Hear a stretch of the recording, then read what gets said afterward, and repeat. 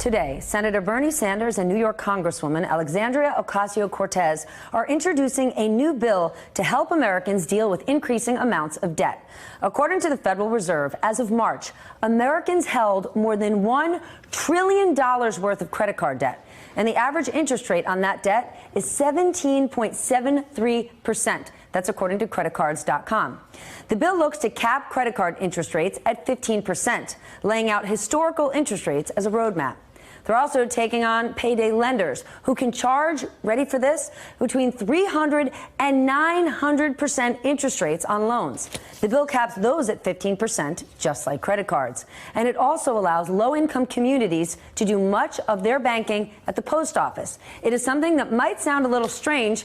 From the early 1900s into the early 1960s, that's exactly what the post office did. Sanders and Ocasio-Cortez argue that this option would allow low-income Americans access to financial systems and prevent them from becoming prey to payday lenders and other high-interest options. It's compelling, Allie. It is compelling. It's worth talking about. Joining us now is Vermont Senator and 2020 Democratic presidential candidate Bernie Sanders. Senator, good to see you. Thank you for being with us again. Here's a question Stephanie and I were talking about just before we started this segment. If interest rates otherwise are set by the market, why have you decided that a 15% cap is where to go? Because what happens if we get into a world where interest rates for mortgages and otherwise are higher? Shouldn't it be sort of a range that's related to something like the prime rate? Well, first of all, Ali, what we should understand and what makes what banks are doing today so outrageous is they are borrowing money at 2.5%, and half of the people who are paying interest rates are paying more on credit cards, are paying more than 21%. Right. So if your point is that if interest rates go up, might the maximum go up, that is also included in the legislation. Okay. All right. So what this would do, as you just articulated, is it would cut sharply into profits for lenders, the banks that make these loans and issue these credit cards.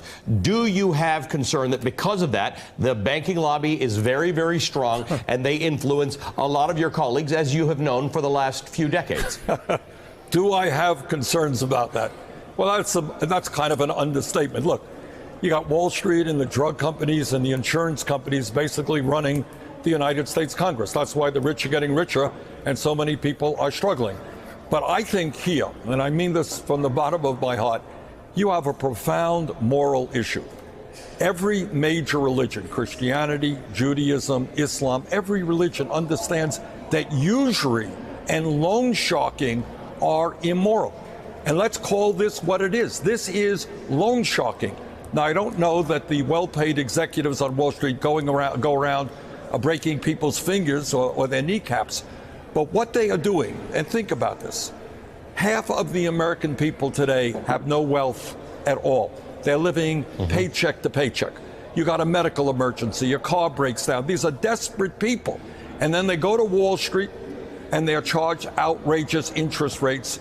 Wall Street profits are soaring. People get further and further in debt while wages remain stagnant.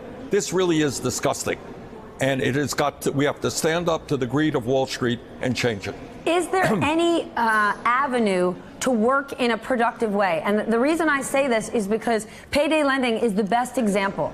We saw great strides to protect our most vulnerable Americans against payday lenders in the last few years. Under the Consumer Financial Protection Bureau. Correct. And now the Consumer Financial Protection Bureau has had its lights knocked out, and we know how powerful and wealthy the lobby is of payday lenders. And obviously those vulnerable Americans can't go up against that kind of lobby. So is there some sort of way to work with banks on finding a common ground? Because the risk we run is flip-flopping administrations just going all the way one direction or the other. Because for those vulnerable Americans, it's devastating that we're right back to where we were before 2008 as far as regulation goes. It is devastating, and it is, I can't use the word outrageous when we talk about the Trump administration.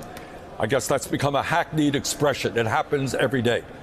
But to make it easier for payday lenders to get blood out of a stone is really disgraceful. Can you work with the banks? Yeah, maybe, but I have my doubts. Look, this is what I believe, and I think many Americans agree, whether it is Wall Street, whether it is the pharmaceutical industry, where the top 10 companies made $69 billion in profits last year while charging us the highest prices in the world. Whether it's the insurance companies who are going to end up spending $100 million trying to defeat Medicare for all, whether it's the fossil fuel industry that's destroying the planet and lying about it. We are taking on an incredible amount of corporate greed, unlimited amounts of money, lobbying power, campaign contributions. And what the American people really have got to do, this is not rhetoric, this is reality. They got to stand up and say enough is enough. We need an economy that works for all people, not just the people on top. Senator, we just talked to Congressman Moulton about health care. He doesn't support a Medicare for all or a version of a single-payer system.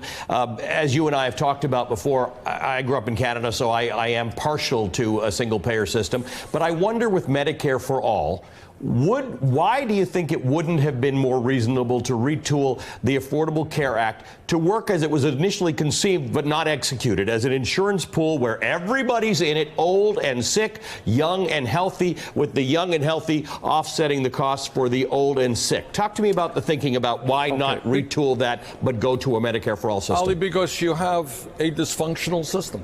That's all. It is a dysfunctional system in which, tens of millions are uninsured or underinsured. We pay the highest prices in the world for prescription drugs, and we end up spending twice as much per capita on health care as do the people of Canada or any other nation. And you got to get to the root of that. And the root of the current health care system is that it is not designed to provide quality care to all people. You can argue about the strengths and weaknesses of the Canadian system or every other major country on Earth's systems, but they are all designed to provide quality care to all people. Our system is designed to make huge profits for the insurance companies and the drug companies. And not only is that problematic, it creates an unbelievably complicated bureaucracy where we spend hundreds of billions of dollars on administration and billing and distorting healthcare priorities such that we have a very weak primary healthcare system, which not only is absolutely imperative, it wastes enormous money if people can't walk into a doctor's office when they should. So the priorities are distorted, massive amounts of bureaucracy, massive amounts of profit taking, and that system has got to change. And by the way, I would add to it, Medicare today for the elderly is the most popular health insurance program in America. And what we are proposing is over a 4-year period. Today, 65 years of age and older, you're in Medicare. Take it down to 55. Take it down. Hey, MSNBC fans, thanks for checking out our YouTube channel. Subscribe by clicking on that button down there and click on any of the videos here to watch the latest interviews and highlights. You can get more MSNBC for free every day with our newsletters. Just visit msnbc.com/newsletters to sign up now.